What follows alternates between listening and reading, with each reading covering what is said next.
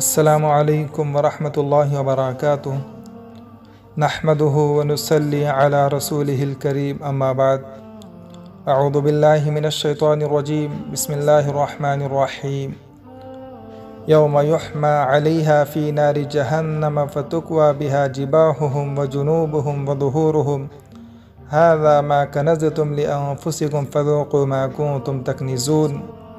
محترم بزرگ اور دوستو، میں نے آپ حضرات کے سامنے جو آیت کریمہ تلاوت کی، اس میں اللہ تبارک و تعالیٰ نے فرمایا، جس دن اس دولت کو جہنم کی آگ میں تپایا جائے گا، پھر اس سے ان لوگوں کی پیشانیاں اور ان کی کروٹیں اور ان کی پیٹیں داغی جائیں گی، اور کہا جائے گا کہ یہ ہے وہ خزانہ جو تم نے اپنے لیے جمع کیا تھا، اب چکو اس خزانے کا مزہ جو تم جوڑ جوڑ کر رکھا کرتے تھے۔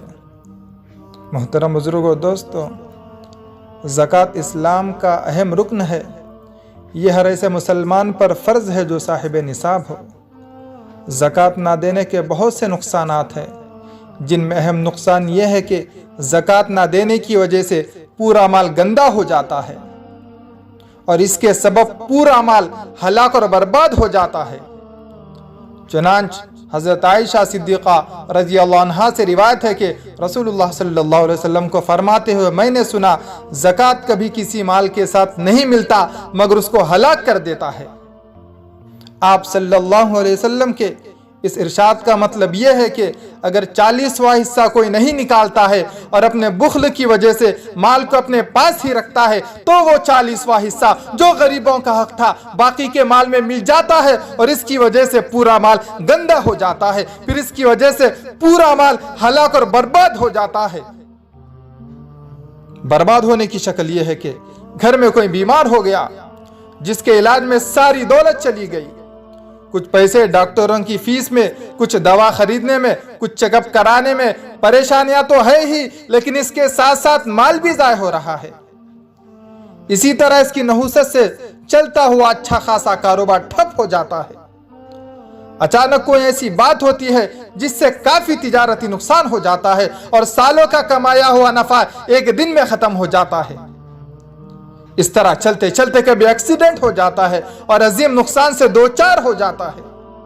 کسی نے قرض لیا اور وہ واپس نہیں کر رہا ہے، اس وجہ سے پریشان ہے۔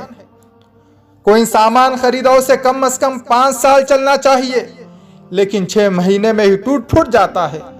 گویا اس سے برکت اٹھا لی جاتی ہے، کوئی بھی کام کرنے کے لیے گئے تو اس میں رکاوٹ آ جاتی ہے، یا ایک کی جگہ 10 خرچ کرنا پڑتا ہے۔ اس طرح ہزاروں شکلیں ہوتی ہے کہ تکلیف اور پریشانی بھی آتی ہے، اور اس کے ساتھ ساتھ رفتہ رفتہ سارا مال تباہ بھی ہو جاتا ہے۔ انسان کا ذہن وہاں تک نہیں پہنچ پاتا کہ یہ ساری پریشانیاں انہی کے عمل کا نتیجہ ہے۔ اگر وہ مال کی زکوٰۃ حساب سے نکالتا تو صرف 40واں حصہ ہی نکالنا ہوتا، اور اس کی برکت سے پورا مال محفوظ ہو جاتا۔ 40واں حصہ بچانے کی چکر میں پورا مال برباد ہو جاتا ہے، اور دنیا کے ساتھ ساتھ آخرت کے عذاب میں گرفتار ہو جاتا ہے۔ زکوٰۃ ادا نہ کی جائے تو اس کے بھیانک نقصانات ہوتے ہیں۔ آخرت میں اس کا نقصان یہ ہے کہ اس کے مال کو گنجا زہریلا سام بنا دیا جائے گا، جو اس کو قبر میں ڈستا رہے گا اور کہے گا میں تمہارا مال اور خزانہ ہوں جو تم نے دنیا میں جمع کر رکھا تھا۔ اور پھر روز محشر بھی اس فرض کو چھوڑنے کا حساب دینا ہوگا، اور نقصان ہی نقصان ہوگا۔ زکوٰۃ اہم ترین فرض ہے، اس کی تاکید قرآن و حدیث میں بار بار آئی ہے۔ ایک مسلمان کو چاہیے کہ اللہ کے راستے میں خرچ کرنے کا مزاج پیدا کرے۔ 40واں حصہ تو آخری درجے کی چیز ہے، اس سے بھی ہٹ کر خوب خرچ کرے۔ جتنا خرچ کریں گے اللہ تبارک و تعالیٰ اسے اتنا مال دیں گے۔ اللہ کے خزانے میں کوئی کمی نہیں، وہ 1 کے بدلے 10 اور نیت کے اعتبار سے سینکڑوں عطا کرتا ہے۔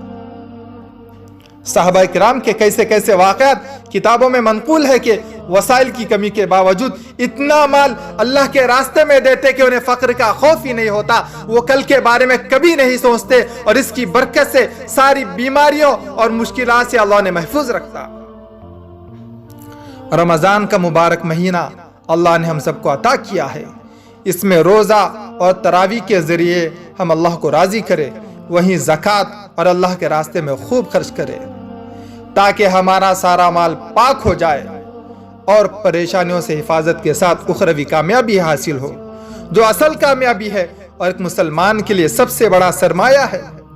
اللہ تبارک و تعالیٰ سے دعا ہے کہ اللہ تبارک و تعالیٰ جو لوگ صاحب نصاب ہے، جن پر زکوٰۃ فرض ہے، ان تمام حضرات کو اللہ تبارک و تعالیٰ زکوٰۃ ادا کرنے کی توفیق عطا فرمائے۔ اللہ تبارک و تعالیٰ ہم تمام کو اللہ کے راستے میں زیادہ سے زیادہ خرچ کرنے کی توفیق عطا فرمائے۔ اللہ تبارک و تعالیٰ ہم تمام مسلمانوں کو کہنے اور سننے سے زیادہ عمل کرنے کی توفیق عطا فرمائے۔